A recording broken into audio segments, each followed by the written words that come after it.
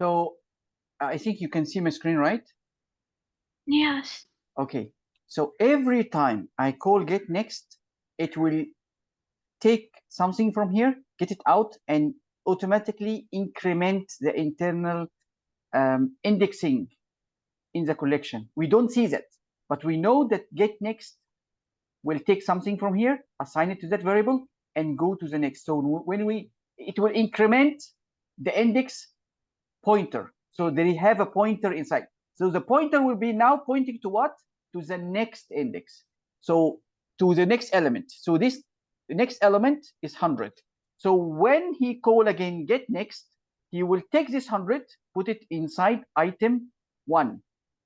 And then when we run again this loop, so we already know that because we already put 100 using getNext, so our internal pointer in the collection is now pointing to 200.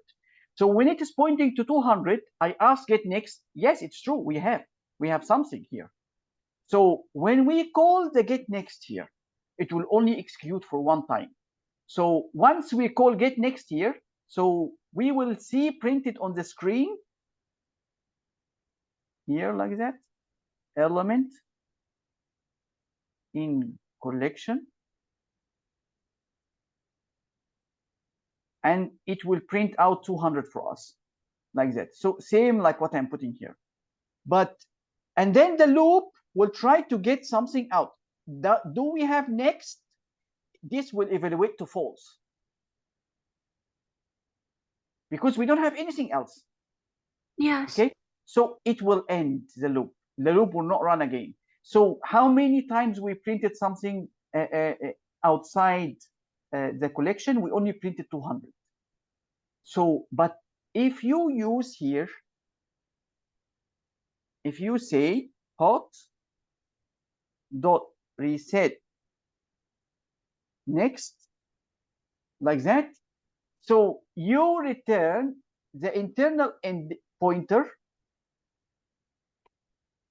inside the collection to here, to the start. Now, did you understand me? Yeah. Really? Sort Still of, yeah. 70 or 80%, you got me. I think 70%. Sure. So just to clarify, Yes. um, Hmm. so this basically prints the values that are there in the collection, and then you reset it so you go to the beginning because you're just getting no, I'm not sure. So do you just get item 0 and item 1, or do you get item 3 as well? If I put reset index, I will get the three of them. So I will get, if I put like that, so I will be able to get uh, element in collection 42, and then again element in collection 100, and then element in collection 200. So although I already assign these variables like I did here, but Yes. I still have them in the collection. I just only moving an internal pointer, same like I was incrementing the n from 0 to 1 and from 1 to 2, same like I was doing in the loop. But here our loop here is different. We don't care about, we don't maintain a value of index or n inside the collection. It is done automatically for us. So if you are Okay. still confused, I can get you the whole situation solved in one point. Just the only use of this reset next is you need consider that you need to memorize them to put the reset index before any loop that you want to loop through the if you want to loop to get the elements outside a collection, always put that line. This is in short, not to confuse you. I mean, this is I'm trying to explain to you the internal structure. sometimes they don't really care to really explain what is really happening inside. So they will just tell you, put this line before any loop that is going to go through all the elements of the collection. By doing so, you guarantee you print everything, or you're going to loop through every element inside the collection. If you didn't put that, there is no guarantee. You can loop from the middle. So if I want to only print the last two elements in the collection, so by commenting that line, by removing it totally like that, I totally remove. So it means that I don't have anymore this variable. I only have one variable, item 0, and I put for it inside it 42. And then my internal pointer is pointing now to 100. So when I loop, when I do this loop, and if I go here, I remove that line totally. I'm not resetting the index. So if like that, I'm not going to print the three elements here, 42, 100, and 200. I'm only going to print two of them, 100 and 200, like that. So far, still confusing. If it is confusing, I would say stick to my explanation that say before you run any loop, call the reset index, and Yes. that is the end of it. So stick to Okay. that as a good practice so that you don't lose marks. Okay, just always call dot reset next like that. Okay. Okay. Okay. So Amber, I also would like you not to worry that the first time that you listen to something that you don't fully understand it. Some programming concepts it takes time. That's why my advice to you, I mean, typically I don't say that too much, but this is a senior advice to you. You are a smart girl, actually. But you also have to understand that the trick to really excel in programming or this kind of computer subject is a practice, consistent practice and learning, because this is a new topics. You cannot excel in that, and the links in your brain will not be built unless you do a lot of practice. And so it means that I would advise you, if you would like to prepare yourself very well to the final exam, you have to really give yourself time, because these links that is built inside your brain that allow you to really excel in solving exam questions very fast is built in weeks and sometimes months. So it is, I understand your position that you're finding difficulty at the moment, and it's common. I mean, it's not, you're not the only person. So this understanding get deepening and more clear once you, I mean, once you sleep, and then you focus about it tomorrow, or you study it tomorrow, and then you find it, oh, it's like this slight improvement, and then you sleep, and then you wake up and you study again, so slight improvement, and so on. So that takes normally time. So what we are trying now, we are trying to work in the available time to you before the exam, right? But the best and optimal way is to start preparing long time before the exam. I'm not blaming you. I understand that many students only discover they need help only a little time before the exam. So, but my turn is to tell you the truth, how your brain works. I studied that, so I need to give you the proper advice. Okay. Yes. Okay. So again, I don't want you to stress yourself. Stressing yourself put your brain in a very bad mood, and you cannot solve problems if you are stressed. Whatever happened, don't be stressed. Okay. Agree? Yes. Yes, I agree. Okay. So again, I would like to continue explaining the remaining of of the methods that we are able to use for the collection. Has next, we already see it, right? We always use it in an if statement, for example, or even a while loop. So you are able to use it in if statement like that because this has next return true or false.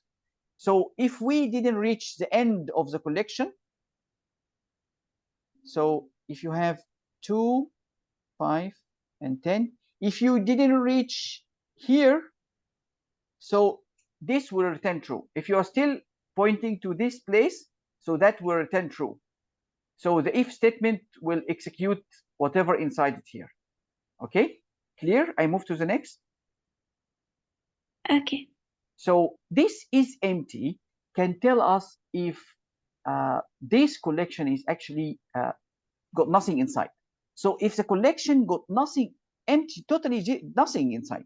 So if I test it in an if statement like that, is empty, so it will turn true.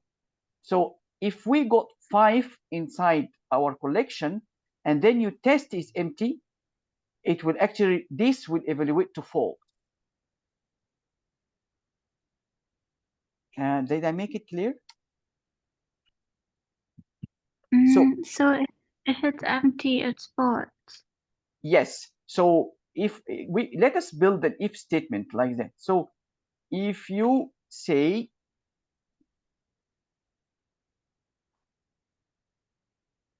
I can say if hot is empty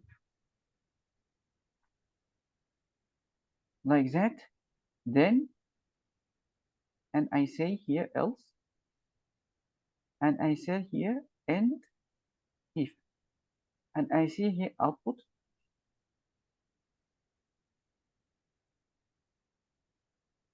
collection got no elements. Typically this should be written on the same line, but I have no space here. Okay,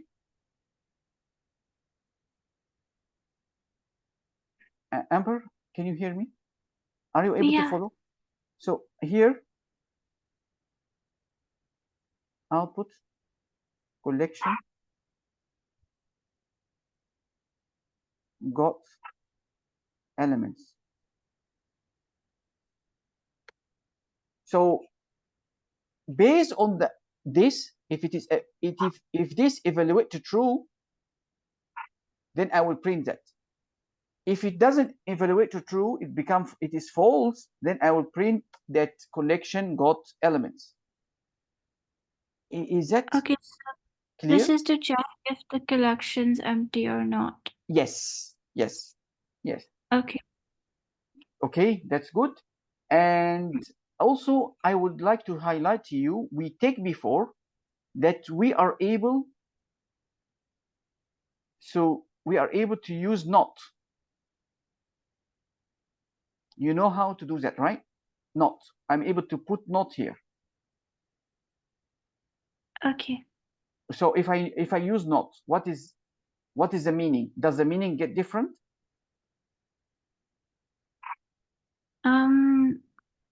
No.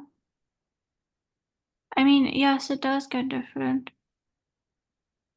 So this, if it is empty, it will evaluate to true, right? It will give me true. But if I want not, I don't want to waste my time and print that line. I only want to know to print something if it is really got some elements. So I can say not like that, and I put the if statement here. So if not hot is empty, if it is empty, it will turn true, right? But I reverse that true. Not true means false. When I say no, okay, so it means it is false if it is empty. So this means that this line will never get executed if this is empty. It will only get executed if we got something inside the collection. Because if it is got something, this hot is empty will return false. It is not empty. So you reverse that by not, So it means that this whole thing will evaluate to true. Confusing. I believe confusing. Is it? A little bit, but I get it. Okay. Did you study Boolean logic? Did you The study? Boolean operators and or those. And what about the not?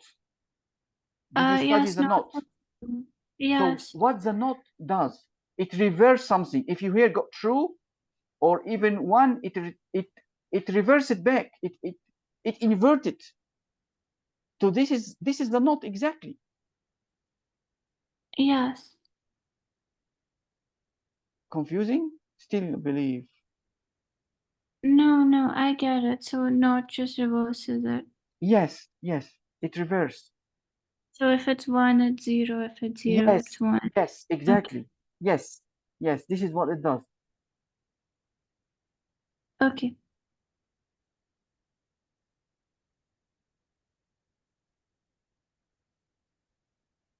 Okay, so I would say I want to see a code that do this. I want to print out the contents of a collection. We have a collection that's called S list or student list. So S is short for student and list is a list. So he combined these two in a variable that is called S list. Okay. So it contains unknown number of values. We don't know how many things inside. We want to write an algorithm that print out all the student names. So we have student names in the student list variable. This is a variable and it's a collection variable that got names of student inside. Okay. Okay, can you see now? This is how I print out all the collection inside. Is it difficult to understand that? No. Clear, right? It's the same code that we saw for the array, right, before? Yes, yes, yes. Okay. Okay, so now I want to search for a value inside the collection. So I would like to know if my collection have a student name that is called Sam. So the list of students is the same, S list, okay? So I would like to make the algorithm is able to search for something inside the collection that's called Sam. We already do before the flag variable, but please, are you able to look at this? Yes. So this is like when we put when we were trying to find the 7 over there. It's like Yes, that. yes. Okay. But this is, wait, I believe that code come from there is some mistake in this code. I have to double confirm. The while loop, we don't use this while loop uh, in the way that it's done here. We use loop while. Something is wrong in here, but other than that, the way that he write it is correct. This is correct here. So the loop while, except that only this portion and this portion is, so we need to write here end loop. We write here loop while. So loop while has next, mean that we didn't reach the end of the collection, and while the found equal false. Okay, so and this if statement is correct. So do you understand it here?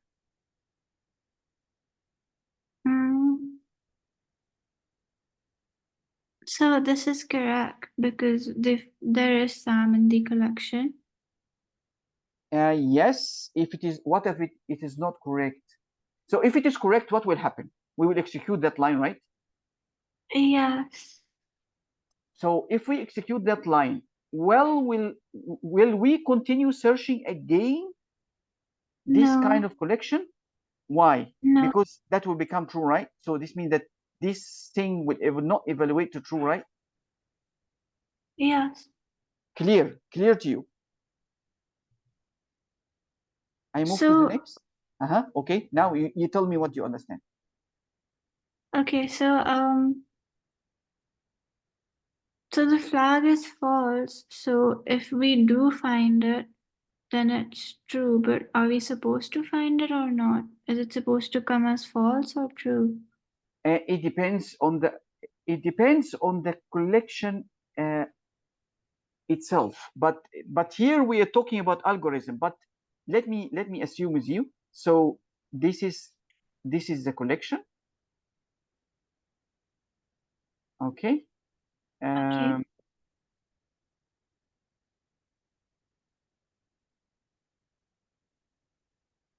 So assume with me that this is the collection that we are. This is the S list here.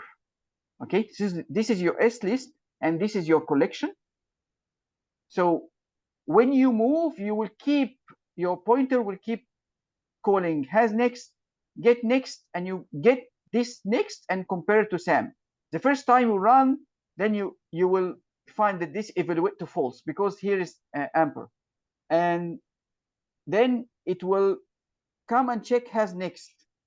So do we have next? Did we reach the end? No, not yet. So, and found is still false. Yes, it's still false. We didn't change it yet. So we will come pointing to here. When we come and point here, we get next. So we will get that. Okay.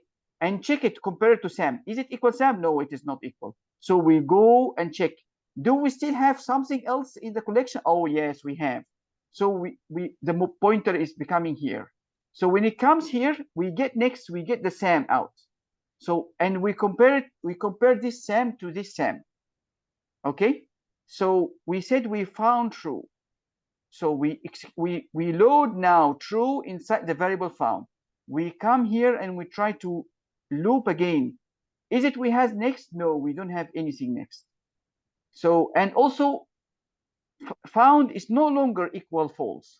It is actually equal true. So we immediately exit the loop. We end the loop. And then we print whatever we found. So, but this is, again, we have to write output. This is totally from a different pseudocode. So we can print found like that. Okay? Clear, Amber? Yes. Okay. So let me see.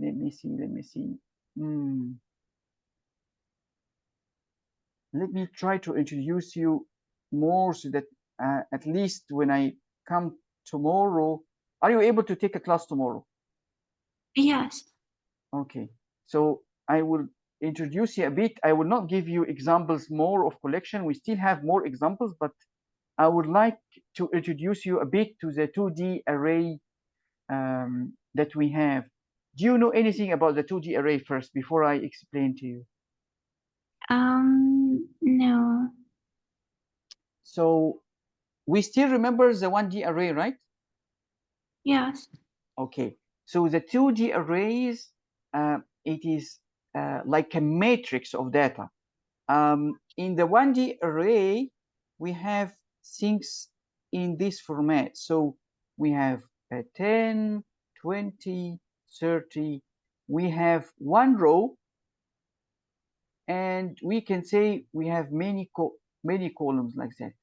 But in the 2D arrays, we have rows like that, row 0 and row 1. And here we have many columns. We have column 0, column 1, column 2, and we can have more columns also. So it means that this is a complex data that we are going to have. So what is actually, did you study pictures and pixels inside the pictures? Do you know what's the meaning of pixel? No. Okay. So Do you know pictures of the computer that you store in the computer? Yes. So pictures basically have a size like that, have a height and width. Every picture consists of small, very small elements. We call it pixel. Okay, so one of the things that we use 2D arrays is to actually represent the small pieces of pixel. So if we want to convert, did you ever convert an image from color image to a grayscale? Do you know what the meaning of grayscale? Is it Black I and don't white? know, is it right? Yeah. Black and white. So grayscale does not have any colors. So we are able to convert images to be black and white. So if you want to do this kind of operations with programming language, then you have to actually load the image into a 2D array, where every pixel is represented with a place like that. So when you load, then you go to the pixel, or you can alter the value of the pixel. So you can change it from color to grayscale. This is one of the usages of 2D array. What else we can use a 2D array? If we are having a table of data, did you ever use tables of data? So sometimes you would say that you have a table that have name, and you have maybe computer science mark, and you have math mark, like that, and then you have Amper. Yes. So you say here Amper got 99, and in the math she got maybe 89. Okay, and we maybe have Andrew here, and he have 100, and maybe he have 99 here. So this table, actually we are able to put the data inside in a 2D array. So this thing here that we are having, this area, 99, 89, 100, this can be the data that we put here. So maybe in this we have 3 columns, right? So maybe we can add another subject that can be biology, bio, and we can put here 189. So here represent a column is for a specific subject. This can be computer science, and this can be for the math, and this can be a column that represents the marks for the bio. So that is a way that we can also store the marks of a student in a class. We cannot store all the marks of the student in the class in a 1D array. It's not enough. 1D array can store the marks for one student only. So we can, this is 99, 89, 100. So 99, 89, and 100. So that can be stored in a 1D array, but we cannot store the data of all the students in just 1D. It's too much. Did you get me? Or still confusing? Yes. So, okay, I will not go into more details, but I would like to share as another example of how we use a 2D array without going into too much details about programming. Just look at this table, please. What do you understand from this table? From this table, so these are different temperatures in different cities. So this is another use of a 2D array. So all the data here can be stored in a 2D array. But why we need to use 2D arrays? I mean, isn't it 1D? We can store that in a 1D array, and also this one in another 1D array. But what if we want to check the averages of all the cities? If we have maybe the temperature, so you see here from January until December. So it means that we have 12 rows, right? From January until December is 12 rows, right? So And here we have how many columns? Can you see?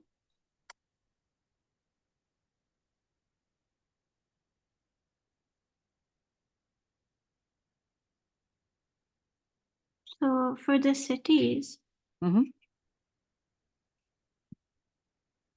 you have from city 1 until 10. Yes. 10? Okay. And from January until December, how many rows? How many rows like that?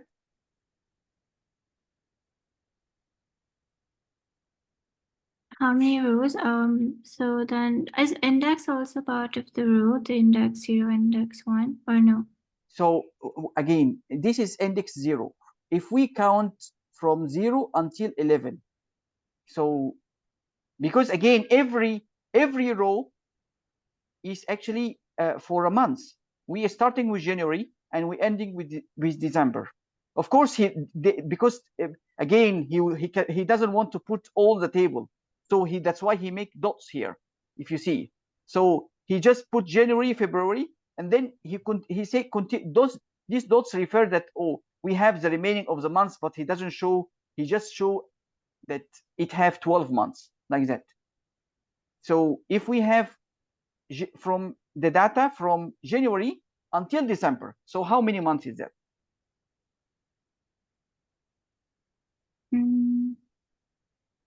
January till December, that's 12 months.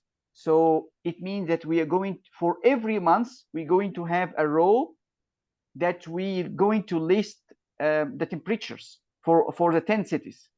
Okay, so this is for December, this is for January. Okay, and I will stop here. You are more than saturated.